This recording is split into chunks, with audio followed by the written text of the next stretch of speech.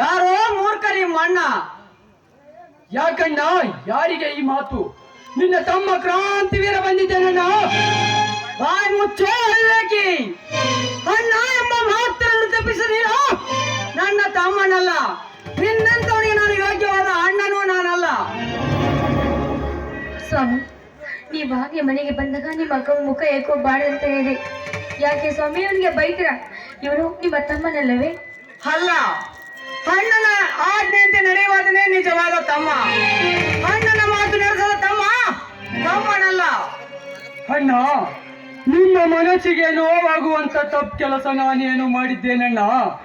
ಹಾಗೇನಾದರೂ ನಿಮ್ಮ ಮಗಕ್ಕೆ ಮಚ್ಚಿ ಬರೆಯುವ ತಪ್ಪು ಕೆಲಸ ನಾನು ಮಾಡಿದ್ದರೆ ಈಗಲೇ ಇದ ಕೊಡಲಿಂದ ಕೊಂದು ಬಿಡು ನನ್ನನ್ನು.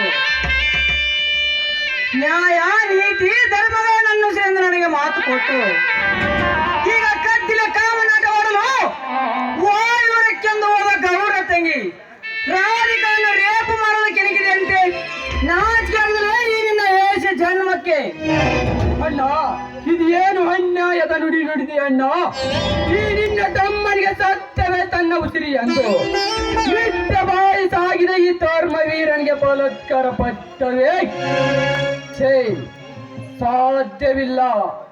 ಕುರಿಯಾಲು ಕುಡಿದು ಗಂಡನ ಬೆಳೆಸಿಕೊಂಡಿರುವ ಈ ಪುಂಡೌಲಿ ಚೇಡಿಗೆ ಚೇಡು, ಮುಯ್ಯಕ್ಕೆ ಮುಯ್ಯ ಎಂಬ ಪ್ರತಿಕಾರದ ರಕ್ತ ಹರಿಸ್ತೇನಣ್ಣ. ಬೇಗನ ಅಪ್ಪನಿ ನೀಡು ನನಗೆ. ಅಣ್ಣ ಅಂತ ಯಾಕೆ ಬಿಡ್ತಿ? ಬಾರೋ ಬಾ, ನನ್ನ ಕಡಿದು ಹಾಕು ಬಾ. ಸ್ವಾಮಿ, ಬಿಡಿ ಅವನ ಕೈಗಳನ್ನು. ಯಾರ್ದೋ ಮಾತು ಕೇಳಿ ನನ್ನ ಮೈನ ಮೇಲೆ ಹೊರಿಸಬೇಡಿ. ಅವನು ಧರ್ಮಾಂತರ ಮಂಟಿಂದ ಬಂದವನು. ಮಾನ ಹೋಗುವಾಗ ಹೆಣ್ಣಿನ ಮಾನ ಕಾಪಡ ಶೂರ ನೀನಾವನು. ಯಾರ್ದೋ ಮಾತು ಕೇಳಿ ಅವನ ಮೇಲೆ ಈ ರೀತಿ ಅಪವಾದ ಹೊರಿಸಬೇಡಿ ಸ್ವಾಮಿ, ಹೊರಿಸಬೇಡಿ. ಹತ್ತಿಗೆ ಇದು ಎಲ್ಲ ಗಜರಾಜ ಗೌಡ ಕಟ್ಟಿದ ಸುಳ್ಳು ಕತೆ. ಇಲ್ಲ ಇಲ್ಲ ಇಲ್ಲ. ಹಾಗಿದ್ದರೆ ಯಾರು ಈ ಕೆಲಸ ನೋಡಿ ನಿನಗೆ ಹೇಳಿದ್ದಾರೆ ಹೇಳಣ್ಣ? ಅವರನ್ನು ನಿನ್ನ ಎದುರಿಗೆ ಒದ್ದು ಕೇಳುವೆ ಈ ಕದ್ದಿನದ ಮಾತನ್ನು. ಯಾಕೋ ಸ್ವತಃ ದೇವೇಗೌಡನು ನನಗೆ ಹೇಳಿದ್ದಾನೆ. ಹಾಗಾಗಿ ಅವನು ಮಾನ ಮರ್ಯಾದೆ ಬಿಟ್ಟ ನಾಲಾಯ್ಕ ಅಂತ ಕಾಣುತ್ತೆ. ಸಾಕು ಮಾಡು ನಿನ್ನ ಈ ವೇದಾಂತವನ್ನು. ನನ್ನ ತಮ್ಮನಪ್ಪ ಮಹಾಮೇಧಾವೆಂದು ಎತ್ತಿ ಬಾರುವಾಗ ನೀನು ಎಲ್ಕ ಕೆಲಸ ಮಾಡಿ ನನ್ನ ತಲೆ ಕೆಳಗೆ ಆಗುವಂತೆ ಮಾಡಿಬಿಟ್ಟೆ.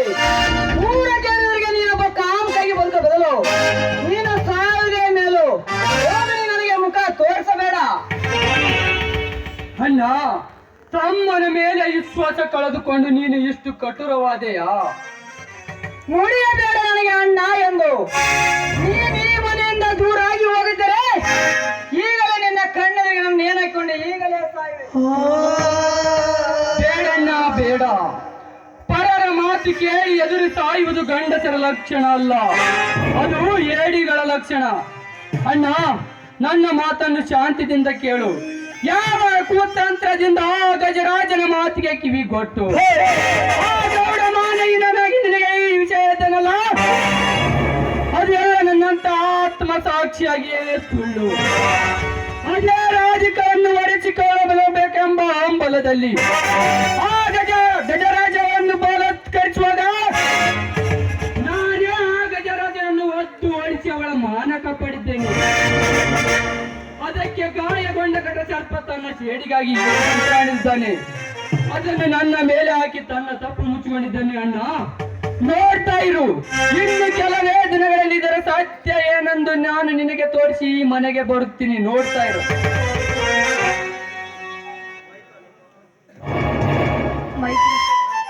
ನಿಲ್ಲು ಮೈದಿನ, ನಿಲ್ಲು. ಹೇ ಬಾರಿ, ಅವನಿಗೆ ಬುದ್ಧಿಲ್ಲ ನಿನಗೆ ಬುದ್ಧಿಲ್ಲ ಒಳಗೆ.